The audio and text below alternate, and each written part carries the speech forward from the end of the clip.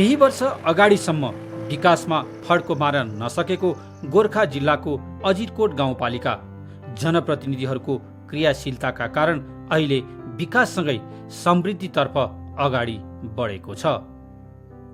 सडक, विद्युत, स्वास्थ्य तथा शिक्षा जस्ता जनताका आधारभूत आवश्यकतालाई ध्यानमा राखी जनताकै मनोकांक्षा अनुसार गरेको कार्यकै कारण भौतिक र सामाजिक विकासमा यस गाउँपालिकाले फड्को मारेको हो।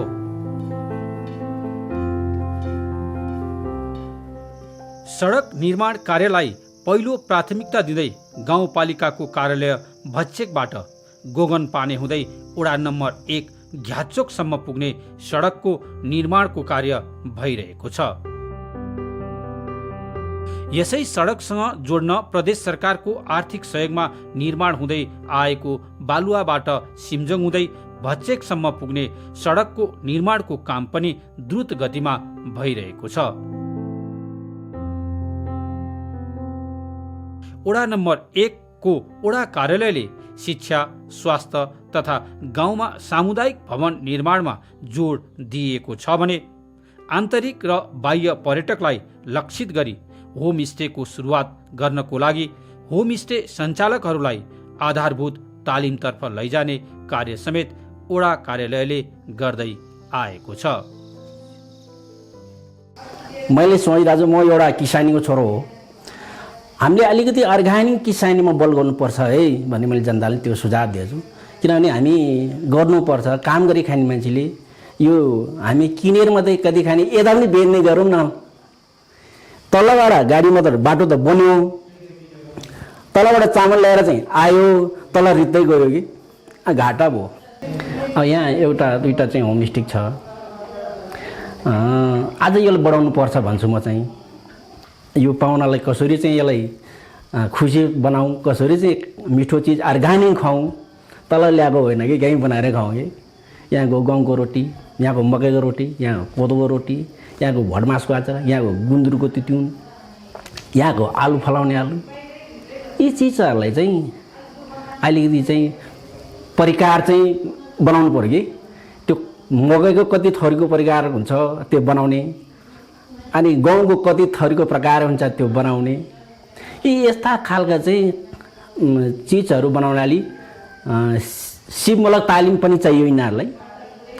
जीविकोपार्जन त गर्ने भन्छ, सिपै छैन कसरी गर्ने।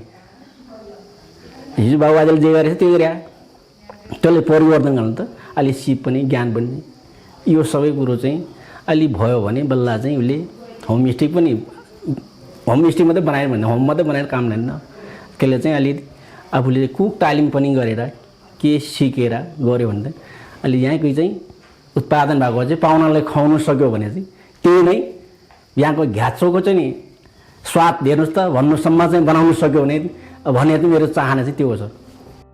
गाउँपालिकाकै प्रमुख पर्यटकीय गन्तव्य नागे पोखरी एवं निम्चे पोखरी वडा नम्बर 2 मा पर्दछन् भने दुध पोखरी जाने पदमार्ग पनि यही वडा भएर जाने हुँदा धार्मिक एवं पर्यटकीय दृष्टिकोणले समेत वडा नम्बर 2 महत्त्वपूर्ण मानिन्छ।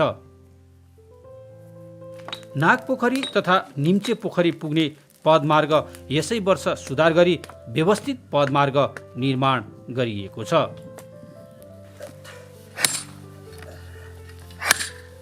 भिरालो ठाउँमा सिँढी बनाइएको छ भने ठाउँ ठाउँमा आराम गर्न चौतारा समेत निर्माण भएका छन्।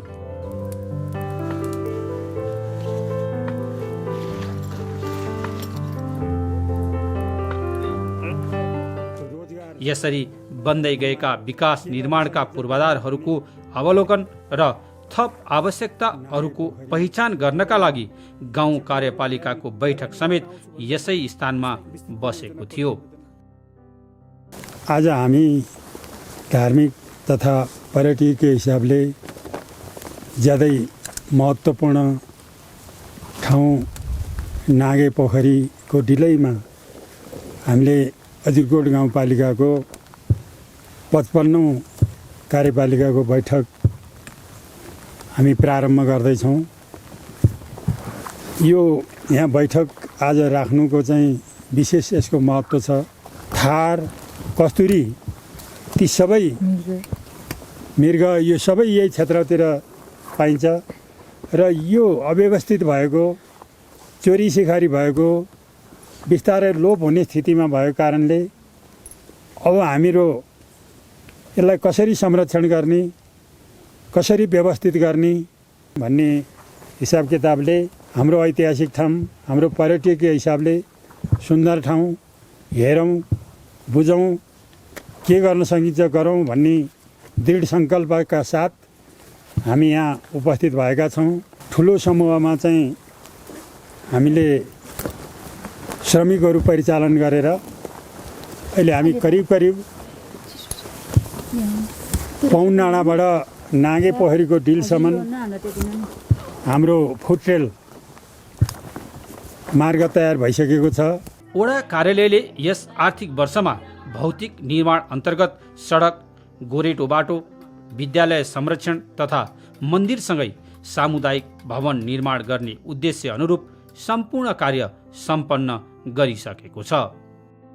मेरो अब गत वर्षको योजना चाहिँ यो भिरगुनादेखि वडा कार्यालयसम्मको 35 लाखको बाटो र भानुज्योति प्राविको स्कुल हो। अनि त्यस पछाडि निम्ची पोखरी पनि बनायो। अनि सामुदायिक भवन 2टा खरिबोटमा र खिन्पुमा। त्यस पछाडि ओलाङमा थानेथान मन्दिर, ओलाङको च्यारपदुङ हुँदै चेपी खोलासम्म गोरेटो बाटो, त्यस पछाडि आपुनको थानेथान मन्दिर निर्माण, अनि प्रभामाविको चाहिँ तारजाली घेराबार, भानुज्योति प्राविको तारजाली घेराबार, शारदान आधारभूत विद्यालयको तारजाली घेराबार, वडा कार्यालय तारजाली घेराबार, विविध चाहिँ योजनाहरू चाहिँ मेरो यो वर्ष चाहिँ तपाईँको सम्पन्न भएको अवस्था छ। र अबको चाहिँ तपाईँको 76-77 को योजना भनेको नाम्चीदेखि वडा कार्यालयसम्म चाहिँ तपाईँको चाहिँ पिचको केन्द्रीय योजनामा नै चाहिँ तपाईँको के अरे डिबिआर भएर योजना परिसकेको अवस्था छ सर। 77-78 मा नागे पोखरीको चाहिँ तपाईँको ठुलो प्लान छ। अहिले पनि चाहिँ निम्जे हुँदै नागे पोखरी जाने गोरेटो बाटो के अरे बनिरहेको अवस्था छ। र चाहिँ तपाईँको यसरी निरन्तर रूपले चाहिँ विकासको चाहिँ कामहरू गर्ने चाहिँ मेरो चाहिँ अपेक्षा छ सर।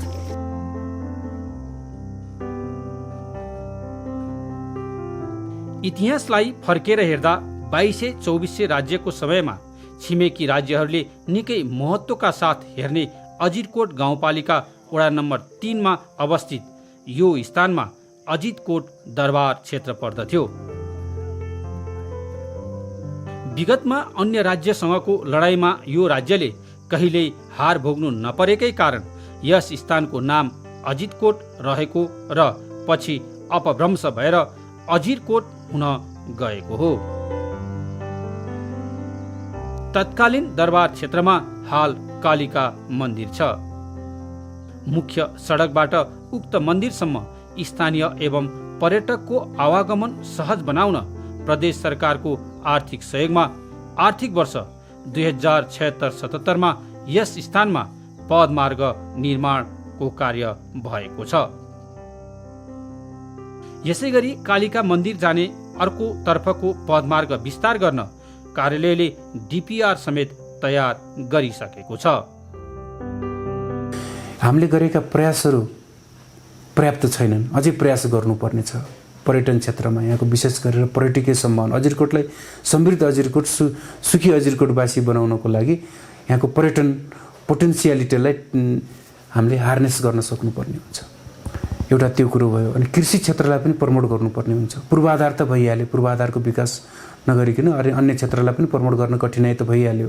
विशेष गरी यहाँको पर्यटकीय सम्भावना, कृषि, यी क्षेत्रहरूलाई जडीबुटी अनि यहाँको कृषिमा पनि विशेष गरेर यहाँको विशेष ब्रान्ड भनेको यो अलैँची अनि कफी यी क्षेत्रहरूलाई प्रमोट गर्न सकियो भने अझै प्रभावकारी रूपमा समृद्धि हासिल गर्न सकिन्छ भन्ने लाग्दछ। भच्चेक बजार नजिकै रहेको यो खाली जमिनमा पार्क निर्माण कार्य समेत भइरहेको छ। भच्चेक बजार र कालिका मन्दिरको बीचमा पर्ने यो स्थानमा पार्क निर्माण भएपछि स्थानीय बासिन्दालाई समेत बिहान बेलुका प्रकृतिसँग रमाउँदै व्यायाम र योगा गर्न समेत सहज हुने विश्वास लिएको छ। अजित भनेको कसैले पनि जित्न नसक्ने भन्ने चाहिँ एउटा अर्थमा चाहिँ यो रहेको रहेछ, नाम रहेको रहेछ र यसलाई चाहिँ हामीले चाहिँ एउटा पर्यटनको चाहिँ पूर्वाधारको रूपमा चाहिँ विकास गर्नको लागि र सांस्कृतिक रूपबाट चाहिँ अगाडि बढाउनको लागि अहिले हामीले यो अजिरकोट कालिका मन्दिरको चाहिँ डिपिआर सम्पन्न गरेका छौँ र त्यही डिपिआर अन्तर्गत चाहिँ रहेर हामी यसलाई चाहिँ एउटा पर्यटकहरूको अजिरकोटको चाहिँ एउटा सुरुको गन्तव्य स्थल चाहिँ को रूपमा चाहिँ विकास गर्ने हाम्रो चाहिँ लक्ष्य रहेको छ र अहिले डिपिआर सक्यौँ। केही कामहरू चाहिँ अहिले प्रदेशबाट चाहिँ भएको छ, केही ट्रेलहरू बनाउनको लागि र यहाँ नजिकै एउटा थानीथान भन्ने ठाउँ छ।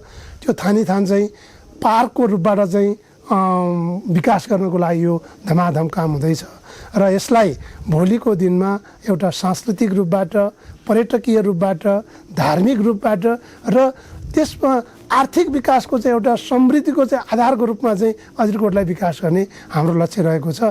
यो 1-2 वर्षमा सक्ने कुरा होइन, यो धेरै वर्ष लाग्ने भएकोले यसको चाहिँ डिपिआर अनुसार चाहिँ निरन्तर रूपबाट अगाडि बढ्नेछ भन्ने हामीलाई लागेको छ। अबको दिनमा जुन चाहिँ यो कोभिड-19को कारणले वैदेशिक रोजगारीहरू चाहिँ गुमेको अवस्था र वैदेशिक रोजगारीले चाहिँ जुन रेमिट्यान्स भित्रेको अवस्था थियो त्यो अब बन्द हुने अवस्थामा पुगेपछि अब यसलाई चाहिँ अब कृषिलाई व्यवसायीकरण गरेर अगाडि बढाउने कुरामा चाहिँ हामी के अरे अझै फड्को मार्ने अवस्थामा छौँ।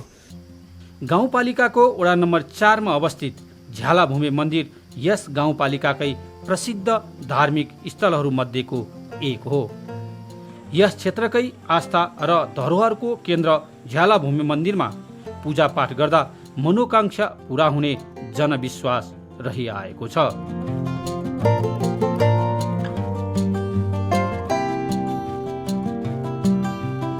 मन्दिर जीर्ण बन्दै गएको र मन्दिरमा भक्तजनहरूको चाप दिन प्रतिदिन बढ्दै जान थालेपछि गाउँपालिकाले मन्दिर निर्माणका लागि रकम विनियोजन समेत गरेको छ। यस्ता पुरातात्विक एवं ऐतिहासिक धार्मिक स्थलहरूको संरक्षण सम्वर्धन गर्दै धार्मिक पर्यटकहरू भित्र्याउने योजना समेत गाउँपालिकाले बनाएको छ।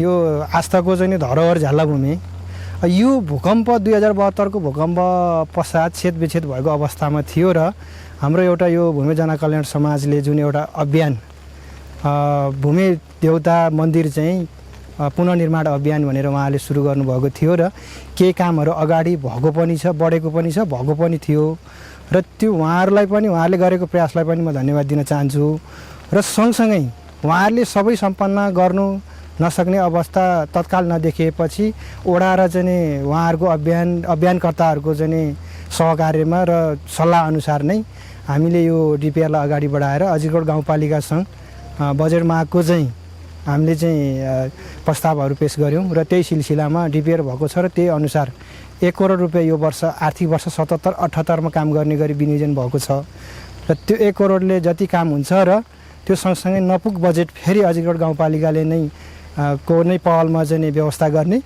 र बाँकी के हामी प्रदेश सरकारसँग पनि यसको पुनर्निर्माण चाहिँ सम्पन्न गर्नको लागि मन्दिर निर्माण, भक्तजन आवास लगायतका अन्य संरचनाहरू निर्माण गरेर त्यसलाई चाहिँ हराभरा बनाउने पर्यटकीय दृष्टिकोणले चाहिँ त्यसलाई अलिकति राम्रो ढङ्गले पर्यटकीयहरूलाई आकर्षित गर्ने किसिमले चाहिँ अगाडि बढ्ने र त्यसलाई एउटा आयको स्रोत पनि बढाउने र त्यहाँ केही व्यक्तिहरू, केही मानिसहरूले चाहिँ त्यो भूमि मन्दिरको कारणले पनि जीवनयापनमा सजिलो होस् र उहाँहरूले त्यहाँ केही व्यवसाय केही चाहिँ त्यहाँ गरेर चाहिँ उहाँहरू चाहिँ जीवनयापनमा चाहिँ सहज होस् भन्ने किसिमले त्यो पनि हेरेका छौँ। यस गाउँपालिका भित्र बसोबास गर्ने युवा शक्ति सहर र वैदेशिक रोजगारीमा जाने क्रम बढेसँगै यस क्षेत्रका कृषियोग्य भूभागहरू बाँझो बन्दै गएकाले कृषि क्षेत्र चुनौतीपूर्ण बनेको थियो।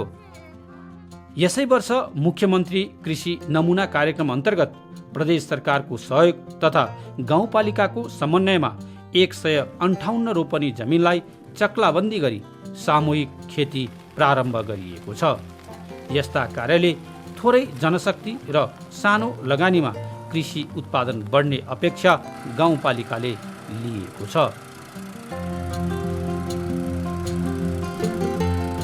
गोरु जोत्ने खन्ने कोही ठाउँमा कोदाला कोदालीले खन्ने चलन थियो। अहिले चाहिँ यो नहुँदा के चाहिँ फाइदा हुने भयो भने ट्र्याक्टर, अझै हामीलाई असुविधा के छ भने ट्र्याक्टर भाडामा लिनु परेको छ, अभाव छ। मैले गण्डकी प्रदेशमा पनि कुरा गरेँ अस्ति, कसै स्रोत साधन यो बनाइयो, स्रोत साधन उपलब्ध गराउनु पर्नेछ। ल मेरो टार्गेट सकेसम्म यहाँ भएका जनतालाई सबैलाई सामूहिक खेती, अब एउटा टोलबाट एउटा खेती गराउनु, अर्को टोलबाट अर्को खेती गराउनु, त्यो पनि त्यो एकअर्कामा सहकार्य उत्पादन गरेको चिज बाहिर नजाने भयो। बाहिर नजाने चिज किनभने यहाँ उत्पादन गऱ्यो भने त्यही टोलमै एकअर्कामा विभाजन भएर एकअर्कासँग सहकार्य गरिन्छ। मेरो घरमा चाहिँ धान फल्यो भने अर्को धानमा कोदो फलाउने, अर्को ठाउँमा मकै फलाउने, त्यो चाहिँ पाठ गर्न सक्यो भने राम्रो हुन्छ भन्ने मेरो चाहिँ चाहना हो। त्यो भएपछि के हुन्छ भने यहाँको समृद्धि र विकास नारा गरेका छौँ हामीले, तर प्लानिङ कसरी गरेका छौँ? त्यो प्लानिङ यसरी गर्दा समृद्धि विकास हुन्छ, रोजगारी पनि हुन्छ। यहाँ देख्नु भएको छ, यहाँ कमसेकम 300-400 मान्छेको रोप्ने र बिउ काट्ने, जोत्ने, खन्ने गरेको देख्दा अब गोरुले साध्य हुने ट्र्याक्टर हामीले भाडामा लिएका छौँ र राज्यले चाहिँ उपलब्ध के गराइदिनु पऱ्यो भने चक्लाबन्दी, अब हाम्रो यहीँ नजिकै मुख्यमन्त्री कृषि कार्यक्रम पनि छ, लगायतका योजनाहरू चाहिँ यो पूर्वी टार भन्ने ठाउँमा अगाडि बढेको छ। सुरुदेखि नै यो कार्यक्रमलाई चाहिँ चक्लाबन्दी बनाउने भनेर चाहिँ हाम्रो जुन काठमाडौँ बसिरहनु भएको 4 नम्बर वडाको युवकहरू चाहिँ त्यहाँ हुनुहुन्थ्यो काठमाडौँमा, उहाँहरूले मलाई चाहिँ फटाक कुरा गर्नुहुन्थ्यो, यो चक्लाबन्दी कार्यक्रम गर्नु पर्यो कृषिको भनेर भन्नुभएको थियो। अब प्रदेशले योजना हालिदिनु भयो, त्यसको लागि चाहिँ उहाँलाई म धन्यवाद दिन चाहन्छु। सबै दिदीबहिनीहरू सबै जुन के अरे घरमा नबसिकन सबै बुढोदेखि देखेर सबैजना जम्मा भएर त्यहाँ के अरे खेती सामूहिक खेती गर्दाखेरि चाहिँ मलाई म दिदीबहिनीहरू छ त्यहाँ बसेर तपाईँहरूसित चाहिँ तपाईँहरूले चाहिँ यो कस्तो लाखा, यो खेती चाहिँ कसरी बाँड्ने हो, कसरी लिनुहुन्छ भनेर के दिदीबहिनीहरूसित कुरा गर्दाखेरि चाहिँ यो त साह्रै रमाइलोको कुरा भयो, यो चाहिँ जिन्दगीभरिलाई गर्नु पाए नि हुन्थ्यो, यसलाई चाहिँ गाउँपालिकाले के गर्नुहुन्छ तपाईँहरूले, हामीलाई चाहिँ मिलाइदिनुहोस् है तपाईँहरूले भनेर भन्नुभयो। अनि कोही दिदीबहिनीहरू चाहिँ बेच्ने हो रैथाने धान भने गाउँपालिकाले खरिद गरिदिनुपर्छ, हामी काम त गरिहाल्छौँ नि भन्नुभयो। त्यहाँ हेर्दाखेरि चाहिँ अब मलाई चाहिँ त्यो कार्यक्रम चाहिँ एकदम सराहनीय लाग्यो, यो काम चाहिँ राम्रो होला जस्तो लाग्यो, मलाई चाहिँ रमाइलो लाग्यो। त्यसलाई चाहिँ मैले गर्नुपर्ने कुरा चाहिँ गाउँपालिकाले गर्ने कुरा चाहिँ मैले चाहिँ कसरी हुन्छ के गर्छ त्यसलाई चाहिँ सहयोग गरिन्छु। गाउँपालिकाको वडा नम्बर 5 पनि अन्य वडाहरू जस्तै विकाससँगै समृद्धितर्फ उन्मुख भएको छ।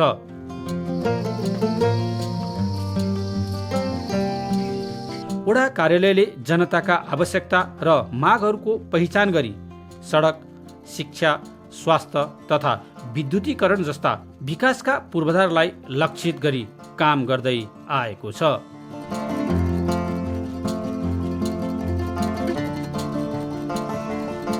एक घर एक धाराको नारा लिएर अगाडि बढिरहेको यो वडा कार्यालय संस्कृतिको संरक्षण तथा जगेडा गर्दै सामुदायिक भवनहरूको निर्माणमा पनि जोड दिँदै आएको छ। अब स्थानीयहरू अहिले खुसी छन्, किन भन्दा मैले चाहिँ अब चाहिँ कुनै ठाउँमा भवनको समूह चाहियो, हामीलाई बैठक बस्न यो छैन मान्छेलाई, मैले त्यो ठाउँमा भवन बनाइदिएको छु। कतिपय ठाउँमा कुलो छैन, मलाई कुलो सिँचाइ मैले त्यो ठाउँमा सिँचाइ गरिदिएको छु। कतिपय नयाँ ट्याक बाटो छैन भने चाहिँ मैले खासै भने 5 नम्बर वार्डको एउटा रातमाटा भन्ने ठाउँ अलिकता निकट भएको ठाउँमा त उतापट्टि हुँदा अन्त मैले चाहिँ म वडा चाहिँ भएपछि रिङ रोड बनाइदिएको छु। मैले सबै एउटा वडा अर्को वडा ठाउँमा सबै कच्ची बाटो मैले खनिसकिदिएको छु। अब त्यसलाई चाहिँ अब नेतातिर त्यसलाई पक्की गर्ने कुरो हो। र अनि त्यसपछि अब कतिपय यसरी फर्महरूमा चाहिँ अब कतिपय चाहिँ अहिले चाहिँ अब हामीले गोरु पाल्न बस्तु पाल्न सकिएन, हामीलाई चाहिँ मिनी टिलरको चाहिँ ट्र्याक्टर चाहियो भन्नुभयो। अनि मैले चाहिँ गत वर्ष पनि 4 ट्र्याक्टर चाहिँ ल्याएर चाहिँ मैले जनताहरूलाई बाँड्ने, त्यसमा खुसी हुनुहुन्छ। र अहिले पनि चाहिँ एउटाबाट 3टा ट्र्याक्टरको चाहिँ मैले सिफारिस गरिदिएको छु, त्यो नै आउँछ। अब जनताको इच्छा अनुसारको म काम गर्न चाहिँ तयार छु। चनौटी भच्चेक जाने बाटो एउटा पहिला नाका बाटो थियो हाम्रो चाहिँ यो हस्पुर खरिबोट र हस्पुर मुच्चोको यो 3टा बाटोको चाहिँ एकदम नाका हो। अनि त्यसलाई गत वर्ष 1.5 करोड छुट्याइएको थियो। त्यसले चाहिँ प्रायः त्यो निकटवर्ती ठाउँमा धेरै ठाउँमा त्यो बाटो राम्रो बनिएका छन् र कतिपय ठाउँमा अलि कमजोर छ र मैले त्यसलाई चाहिँ अहिले निरन्तर यो वर्षको आर्थिक वर्षको बजेटमा निरन्तरता दिएर अनि त्यसलाई चाहिँ अब हिउँदबर्खे गाडी चलाउने चाहिँ मेरो सबभन्दा उद्देश्य मेरो त्यो छ। विकास भनेकै बाटो, खानेपानी र स्वास्थ्य, शिक्षा र बत्ती यो चाहिँ मेरो सोच थियो र मैले चाहिँ अब यो 2 वर्षमा अब केन्द्रीय लाइनहरू हामी कहाँ थिएन र यो 2 वर्षमा अब सम्पूर्ण चाहिँ मैले लाइन तानिसकेको छु। हल्का कहीँ चाहिँ बत्ती बाल्न बाँकी छ, केन्द्रीय लाइनको विस्तार भइसकेको छ। गाउँपालिकाको कार्यालयले शैक्षिक क्षेत्रलाई सुरक्षित राख्नका लागि भत्किएका भवनहरूको पुनर्निर्माण गर्न विभिन्न सङ्घ संस्थाहरूसँग समन्वय गर्नुका साथै मर्मत सम्भार तथा तारबार लगाउने जस्ता कार्यहरू समेत सम्पन्न गरेको छ।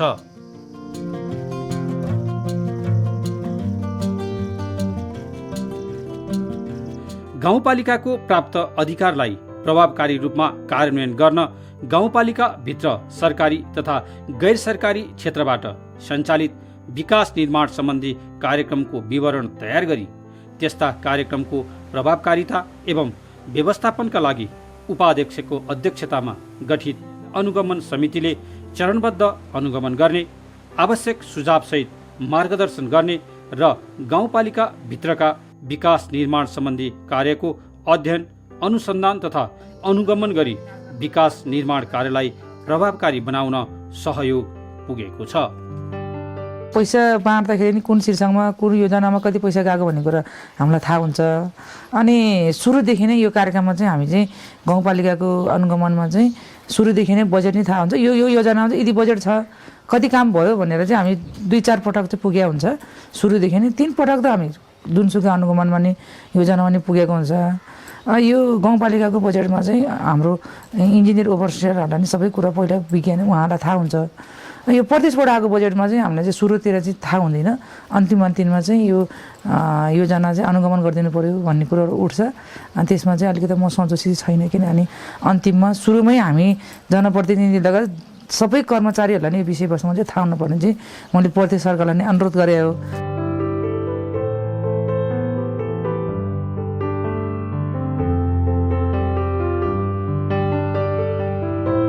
जनसहभागिता, उत्तरदायित्व, पारदर्शिता तथा आम नागरिकहरूका मौलिक हक अधिकारहरूको सुनिश्चित गर्दै हामीले तिरेको कर हाम्रै लागि आधुनिक र समृद्ध समाज निर्माणको लागि भन्ने भावलाई बोध गराउँदै जनतालाई स्थानीय सरकारको प्रत्याभूत गरी आधुनिक समाजको निर्माण गर्न, सेवा प्रवाह तथा दिगो विकासको लक्ष्यमा पुग्न लैङ्गिक, उत्तरदायी, समानुपातिक, समावेशी, सन्तुलित तथा न्यायोचित बजेट निर्माण गरी गाउँपालिकाको 7औं गाउँसभा तथा आर्थिक वर्ष 2077-78 को लागि स्वीकृत वार्षिक विकास कार्यक्रमहरू तोकेकै समयमा सम्पन्न भएको छ। गर्भवती महिला, ज्येष्ठ नागरिक तथा अपाङ्गता भएका व्यक्तिहरूका लागि विशेष कार्यक्रमहरू सञ्चालन गरिनेछ। वैदेशिक रोजगारीमा गएका युवाहरूलाई लक्षित गरी स्वदेशमै स्वरोजगारमा सङ्कलन गराउन, पोषण गर्न फर्का युवा अभियानलाई निरन्तर साथै लोकसेवा तयारी कक्षा लगायतका युवा लक्षित कार्यक्रमहरूको लागि बजेटको व्यवस्था गरिएको छ।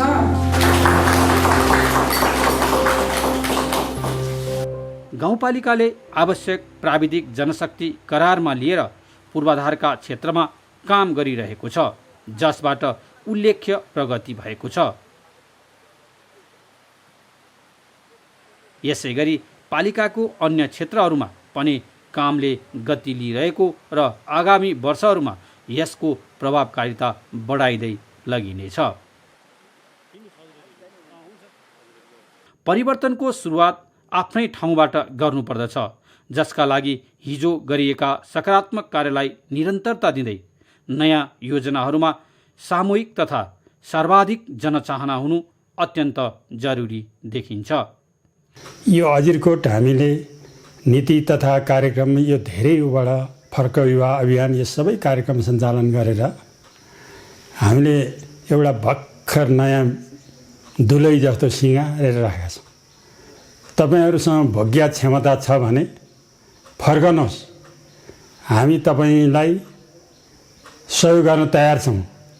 कृषिमा भरपुक्त बजेट छुट्याएका छौँ, अर्ग्यानिक अजिरकोट भनेका छौँ। यहाँ पशुपालनदेखि सबैको चाहिँ हराभरा धरती हो यो, त्यहाँ आउनुहोस्, काम गर्नुहोस्। तपाईँहरूलाई आर्थिक सङ्कट छ भने हामी अनुदानको व्यवस्था गर्छौँ, ब्याङ्कसित जोडिदिन्छौँ, सबै कुरा गाउँ सरकारले गर्छ। फर्कनुहोस्, मरुभूमिमा भौतारिएर नहिँड्नुहोस् भनेर हामीले चाहिँ त्यो कार्यक्रम ल्याछौँ। हामी कहाँ चाहिँ भोग्य शक्ति गुमेर यो नपुंसकत्व होइन, अब यो कोरोनाले चाहिँ यो पुरुषत्व जग्गा छ जस्तो मलाई लाग्छ। किनभने अब यो सबै ठुला ठुला राष्ट्रहरू पनि कोरोनाका अगाडि लम्पसार भए। यसले आफ्नो चिसो हात सबैलाई राखिदिइसक्यो। अब हामी नेपाली, हाम्रो नेपाल, अब हाम्रो चाहिँ अहिले हाम्रो विज्ञान, हाम्रो वेद, हाम्रा धर्मशास्त्र, यो प्रकृतिसित साक्षात्कार भएको चाहिँ ग्रन्थहरू, यो प्रकृतिसित साक्षात्कार भएको र यही प्रकृतिभित्र भएका जडीबुटीहरू आदिसित चाहिँ हाम्रो जीवन शैली, हाम्रो पद्धति त्यसरी नै विकसित भयो। यहाँ सिद्धहस्त महापुरुषहरूको चाहिँ तपोभूमिहरू हो नि। हिमखण्ड यी नजिकै छन्। सबभन्दा नजिक हिमाल देख्न पाइने अजिरकोट नै हो। समतल जमिन, त्यसमाथि ती नजिकै हिमाल। अब यो सिद्धहस्त महापुरुषहरूको वासस्थान हो। त्यस कारणले अब यो कोरोनाले एउटा सन्देश के दिएको छ भने प्रकृतिसित आत्मसात गर। अब प्रकृति आफैमा म्यासमेरिजम पनि हो। यसले आफ्नो व्यवस्था आफैले गर्छ। न विज्ञानले प्रकृति त हेऱ्यो, कोही कसैले पनि हेरेन। तपाईँ जो यो आदिमकालदेखिको हो यो प्रकृति भनेको। अब यो प्रकृतिलाई के अहिले कोरोना माध्यमबाट के गरायो, थिति के बनाइदियो भने विदेशमा रहेकाहरू, सुरुवात त विदेशबाटै भयो नि। ल ब्याक टु नेपाल फर्किने। त्यसपछि नेपाल चाहिँ प्रकृतिको पहिलो क्वारेन्टाइन भयो अथवा होल्डिङ सेन्टर हो। अनि त्यसपछि अजिरकोट दोस्रो क्वारेन्टाइन भयो, ब्याक टु अजिरकोट, अनि ब्याक टु नेचर। अनि त्यसपछि प्रकृतिसित रमाऊ, सर्भाइभ हो, अनि तिम्रो अजिरकोटको समृद्धि र विकास गर। अहिले कोरोनाले दिएको सन्देश त्यही हो, हामीले बुझ्नुपर्छ त्यसरी। अब यो दार्शनिक कुरो मात्रै गरेर भएन, फर्किएलाई कसरी व्यवहार गर्ने, कसरी व्यवस्थापन मिलाउने भन्ने कुरामा हामी त्यत्तिकै सिन्सियर छौँ। हाम्रो नीति तथा कार्यक्रममा सबै त्यो कुराहरू प्रष्ट आइसकेका छ। हामी दत्तचित्त भएर यो अजिरकोटलाई हराभरा बनाउनलाई, यो बसाइसराईले उजाड भएको छ। गाउँघरतिर बुढाबुढीभन्दा छैनन्, अनि छोराछोरीहरू बाहिर विदेश छन्। घरमा बुढाबुढी छोडेर एउटा नाति नातिना बोकेर बुहारी बोर्डिङ खोज्दै सहर केन्द्रित भएको अवस्था छ। अब ती बुढाबुढीहरूलाई साथ लिएर हरेक गाउँले चाहिँ अजिरकोटले कसरी त्यो चाहिँ हामीले खोजेको समृद्धि प्राप्त गर्न सक्छ। त्यस कारणले हाम्रो अजिरकोटको लागि त कोरोना त अवसर र चुनौती दुइटैको रूपबाट आछ। एउटा कोरोना मुक्त अजिरकोट बनाउनलाई हामीले हर प्रयास गर्नुपर्ने छ। दोस्रो, यसलाई विकास र समृद्धिमा ती युवकहरूलाई जोड्नुपर्ने छ। यहाँका बासिन्दाहरूको जनचाहनाको आवश्यकतालाई पूरा गर्दा उनीहरूको विश्वास र भरोसालाई जित्नु नै जनप्रतिनिधिहरूको दायित्व हो।